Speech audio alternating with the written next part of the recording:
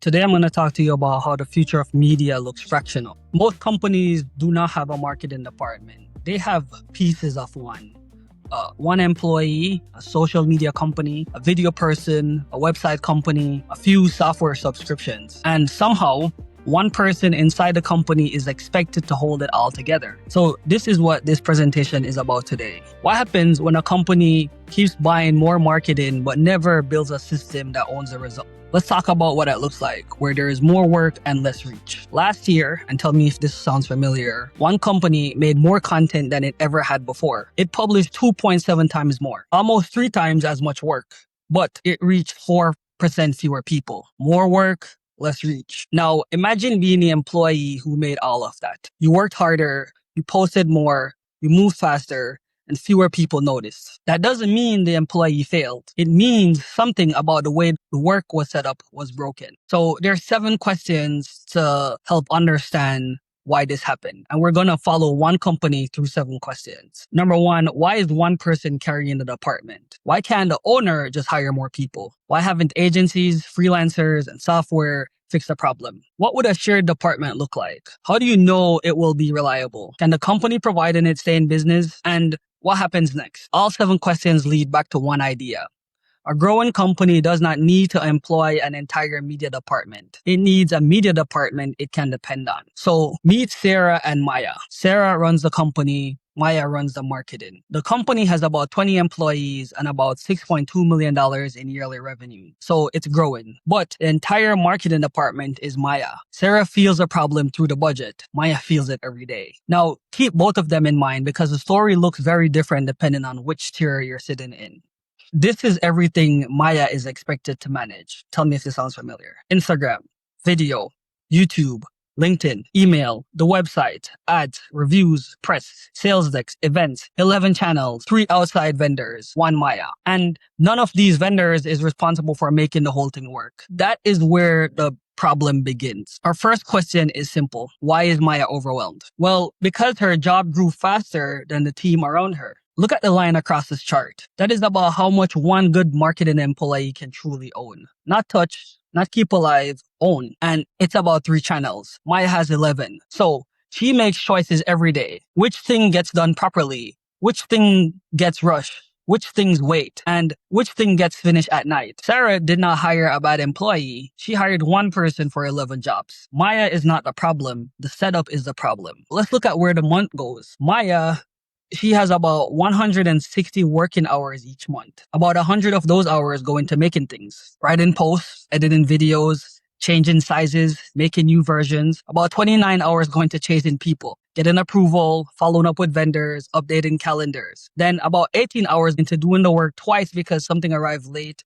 wrong, and unfinished. After all of that, Maya has about 14 hours left. 14 hours to study what worked. 14 hours to think. 14 hours to decide what a company should do next. That is less than 1 full workday each 2 weeks. And when things get busy, those 14 hours are the first things to disappear. The urgent work wins. This slide shows what Maya planned to do and what she actually finished. The social posts mostly get done. The videos usually get done. The emails go out because someone is waiting on it. But look lower on the chart. Press work falls behind. Reporting falls behind. Strategy almost disappears. Why is that? Because urgent work has a person standing beside it. Someone needs the video today. Someone needs the sales deck tomorrow. But nobody walks into Maya's office and says, I need 3 hours of careful thinking by noon. So the urgent work keeps beating the important work. And Sarah sees plenty of activity, but very little learning. And here's the worst part. Maya then leaves. Now imagine Maya leaves the company on Friday. What leaves with her? The passwords, the vendor contacts, the brand history, the publishing schedule, the unfinished projects, the small rules nobody wrote down, the things that worked last year, the things that failed last year, and the only person who knew how it all pieced together. Sarah did not just lose an employee, she lost most of the department. That means Maya's problem is bigger than having too much work. The company depends on one person for almost everything. That is dangerous for Maya, and it's dangerous for Sarah. So let's talk about what Sarah already spends. Looking at the money, Sarah is already spending about $164,700 a year on marketing. That includes Maya. It includes the social media company. It includes podcast production. It includes the website, email tools, and software. So Sarah is not doing nothing, and she's not simply being cheap. She's spending real money, but she's spreading that money across separate pieces. One vendor does that, another vendor does that. Maya tries to connect everything in the middle. Sarah is not wasting money. She's buying parts of her department without getting a working department. But here is what that produces. The company makes a lot of things. The people work harder, but the work isn't consistent. Sarah cannot clearly see what is working. And if Maya leaves, the system may fall apart. So that is the diagnosis. Maya is very busy. The vendors are busy. Content is going out, but nobody owns the full results. Being busy is not the same as being in control. And now here's the worst part. This is happening everywhere, in companies all across the country and the world. Sarah and Maya are not alone. Marketing teams everywhere have been asked to do more. More platforms, more videos, more versions, more emails, more reports, more ways to use artificial intelligence. But the budget did not grow at the same speed. The team did not grow at the same speed. So this is not one company making one bad decision. The job changed almost everywhere. The problem is that most companies are still using the old setup. Now let's talk about the gap. Look at the gap on this chart. The top line is everything marketing is now expected to do. The bottom line is the money and the people available to do it. The distance between those two lines keep growing. And that gap has to go somewhere. It turns into late nights. It turns into rush work. It turns into missed deadlines. It turns into Maya trying to do 5 jobs at once. The work grew. The support did not. If you want to understand where the pressure comes from, it's because making things got easier. At the same time, technology made production much faster. Work that used to take weeks can now take days. A campaign that once took 25 days might take 9. A set of social posts can be created in a fraction of the time. And so that sounds like the answer. Every company receives similar tools. Sarah's competitor can make things faster too. So speed is no longer the main advantage. The real advantage is knowing what is worth making in the first place. And that's the big change. This is the most important shift in the entire presentation. A few years ago, making media was hard. It was slow. It was expensive. Choosing what to make was treated like the easy part. Now, those two things have switched places. Making is easier. Choosing is harder. Making got cheap, judgment got valuable. And Sarah's 3 vendors are all being paid to make things. No one is being paid to look across a whole company and say, this matters, this doesn't. Do more of this, stop doing that. So Maya's job changed. Maya was hired to do 1 job. But over time, 1 job became 5. She's expected to plan the strategy. She is expected to make the work. She is expected to manage vendors, publish everything, and report the result. Same person, same job title, much bigger job. More work, less care. That also changed the quality of work. Maya is judged by how much goes out, not by how much people remember. So the team makes more, but it has less time to think about each thing. Good work gets buried under fast work, right? And guess what? The customers feel it. Customers see the result. They see more posts, they see more emails, more videos, more noise, but they remember less. And that brings us back to the opening. Almost 3 times the output, fewer people reached. We now understand why Maya is overwhelmed. So the next answer seems obvious. Why not just hire more people? And that's a good question. Why can't Sarah simply build a bigger team? The answer comes down to cost. Let's take a look at what she spends now. So Sarah currently spends about $160,000 a year. That is about 2.7% of the company's revenue. The benchmark shown here is 7.7%. That does not mean Sarah should blindly spend more. It simply tells us she's not obviously throwing too much money at marketing. The bigger issue is that Maya has been closing the gap with her own time and energy, but effort has limit. At some point, Sarah needs more people and more hours. So let's talk about what a full team costs. What would it cost to hire the whole department? About $647,000 a year in this example. That covers the salaries, that covers the benefits, and the tools the team would need. Sarah spends about $165,000 today. A full team would cost almost 4 times that amount. And that gives us the key point. Sarah can afford to use the department, but she cannot afford to employ the entire department. Now, I must admit, this is not for every business. And so I need to be honest about who this is for. Many small businesses spend less than $12,000 a year on marketing. A company like that would not buy a $60,000 service. It would just be too much. This is mainly for growing companies that already spend serious money on marketing because marketing helps bring in customers. So The money for these companies already exists. Sarah is already spending the money. It's just spread across salaries, vendors, and software. So this is not asking her to find a brand new budget. It's asking a simpler question. Could the same money buy a better setup? But before we answer that, we need to understand why the things she already buys have not solved the problem. Why don't agencies, freelancers, and software fix it? Why do the normal options keep leaving Sarah in the middle? Sarah typically has three choices. She can hire an agency. That agency may do one thing very well, but Sarah still owns everything outside that one area. She can hire freelancers. Now, they may be talented, but Maya still has to tell them what to do, review the work, and keep everyone on schedule. Or Sarah can buy more software. The software may make the work faster, but it does not become the person in charge. Every choice solves a piece. The rest comes back to Sarah and Maya. So Sarah is not short of people making things. She's short of one clear plan connecting it all. Let's talk about what this is not. Before we describe a better model, let's be clear about what this isn't. It's not about another part-time employee. That would still leave one person holding too much. It's not about the cheapest workers you can find online.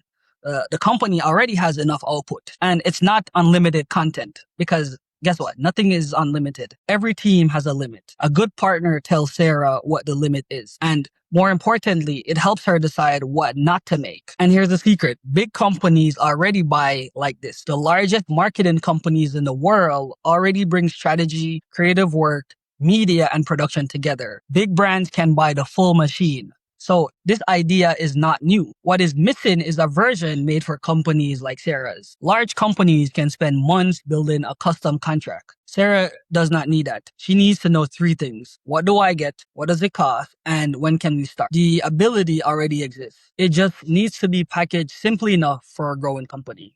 Large brands already learn something useful. They often keep the important decisions close to the company.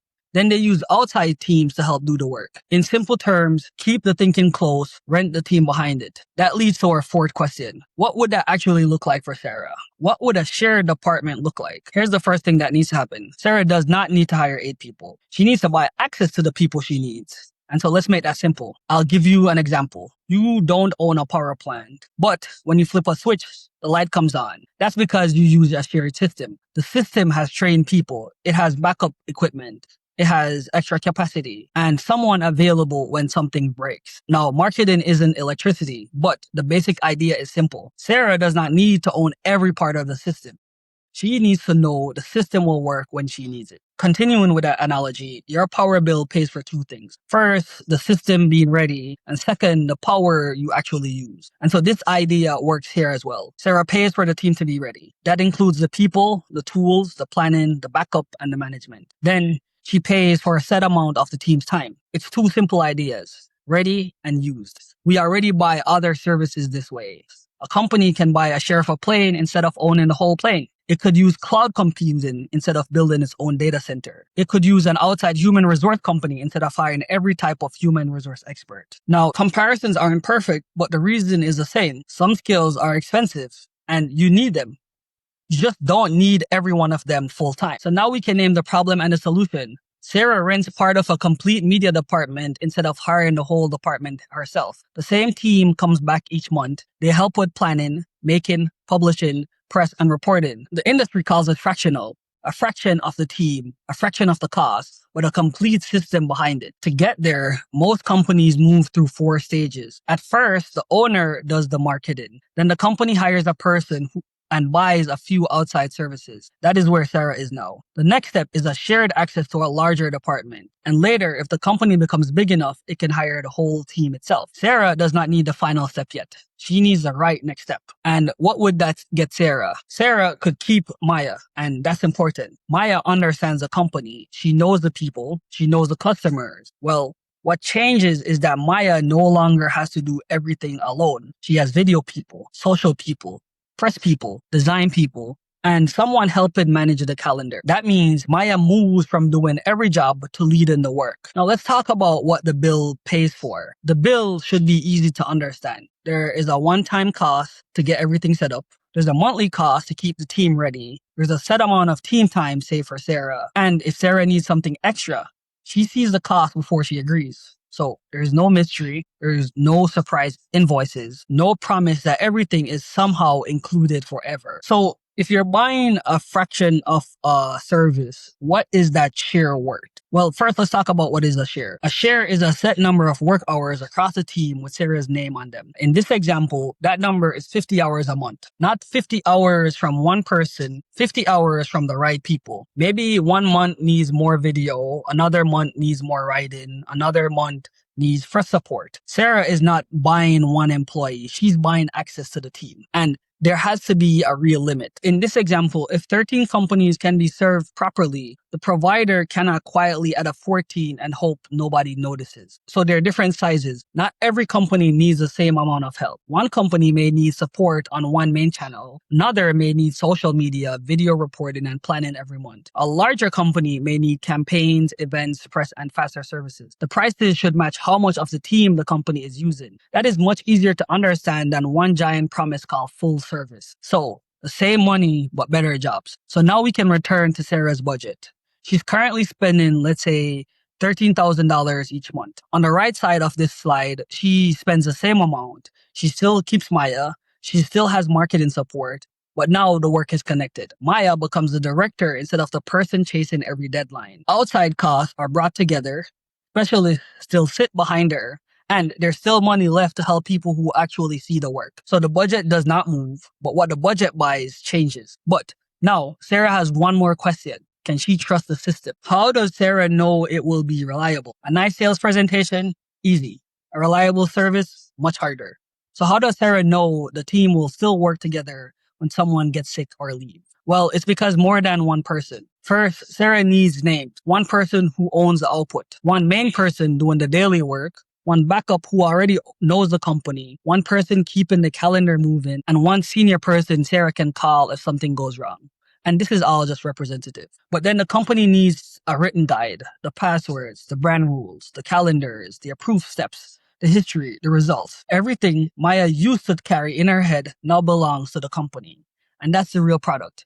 You're not renting one person, you're buying a system that keeps working when people change. Well, what about the empty square? Look at the empty square in this chart. A fractional provider in this space could sell that time to another client, but the right providers choose not to. And they do this for a smart reason. It's because people get sick, they take vacations, two clients may need help at the same time, someone might leave.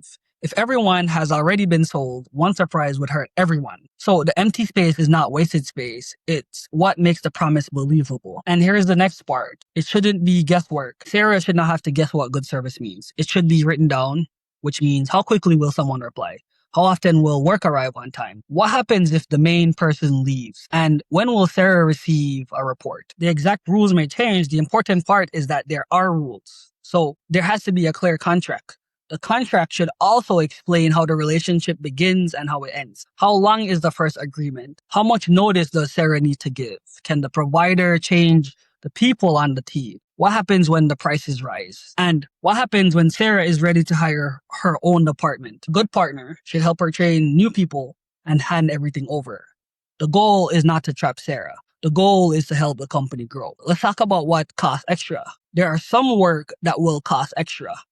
A rush project, a live event, travel, another video day, special projects, more work than the monthly shares include. And in every company, that is normal. The benefit is not that everything is free. The benefit is that Sarah knows the prices before she say yes. Well, how does this work in companies where people want to be incentivized? How is the team rewarded? Now, this only works if the people working for the company are properly compensated, if they're properly rewarded. And Sarah should care and ask the provider how they pay their team. That may sound like it's none of her business, but it matters. And let me tell you why. If people make more money by giving the biggest clients all the attention, smaller clients will always come second.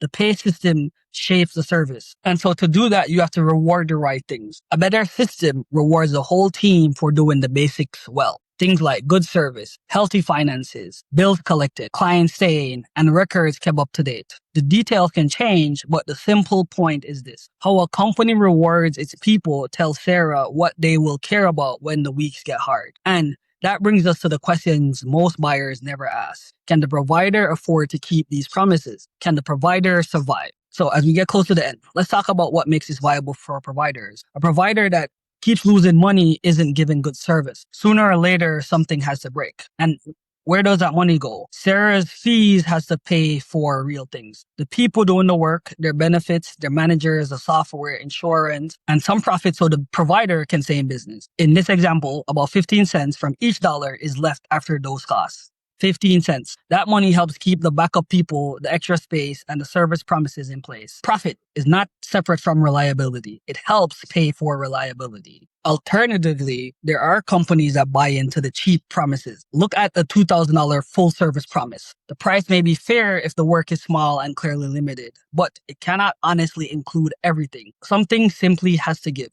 Maybe senior people aren't included. Maybe there is no backup. Maybe the company has too many clients. Maybe nothing is written down. Or maybe the provider is simply losing money. A low price is not always bad, but a low price with a huge promise is where danger begins. Because at the end of the day, this is still people work. Even the largest marketing companies spend most of their money on people. Software helps them work faster, but people still have to think. They have to choose. People still have to write. They have to create. They have to check. And it's the people who take responsibility. Marketing is still a people business. The tools are simply getting better. Which brings us to the point about how cheap services break. The pattern often looks like this. The first few months feel great, then replies slow down. The most experienced people disappear. One overloaded employee ends up holding the account. Then the communication stops. And in Sarah's case, she has to start over with someone new. The cheapest quote often runs out of money before it runs out of promises. So there are 5 questions that Sarah should ask before signing anything. How many clients can your team handle? Who is my backup by name? What isn't included? How do your people earn a bonus? And what happens when I'm ready to hire my own team? Those 5 answers will tell Sarah more than a beautiful deck ever will.